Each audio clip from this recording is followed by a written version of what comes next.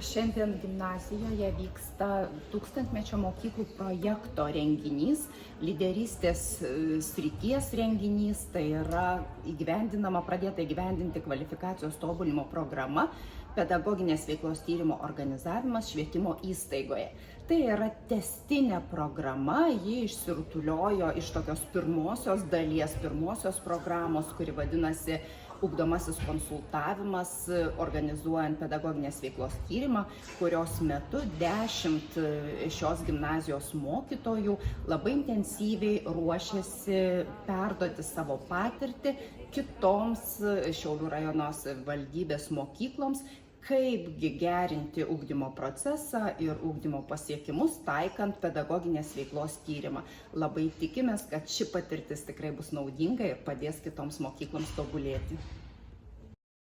Nes dar neteko matyti, kad pedagoginės veiklos tyrimo projektą įgyvendinanti komanda ateitų į tą etapą, kai patys pradeda būti konsultantais savo rajono mokyklose ir, kitaip sakant, rajono mastu siejamos tos sėklos tokio augimo, mokantis vieniems iš kitų, eksperimentavimo, tyrinėjimo, klausimų kėlimo ir skirtingų variantų atsakymų į juos ieškojimo.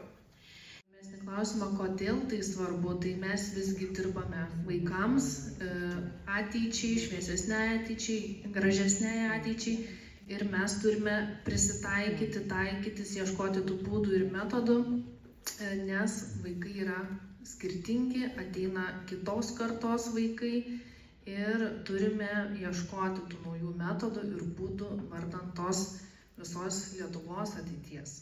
Kuo džiaugiamės, girdėdamos jūsų tokias išsakytas mintis, kad matėte gimnazijos mokytojų, savo būsimų konsultantų nuoširdumą, matėte, kaip jie iš tikrųjų nuoširdžiai tuo persėmė tą idėją, tais darbais. Po truputį, mažai žingsneliais, truputį eiti į priekį ir sutelkti tą bendruomenę, kuri būtų susiorientavusi būtent į mokymosi rezultatų gerinimą. Keičiant save, keičiant Lietuvą, po vieną vaiką, po vieną klasę, po vieną mokyklą. Tai ačiū, kad buvo. Šiandien viskas.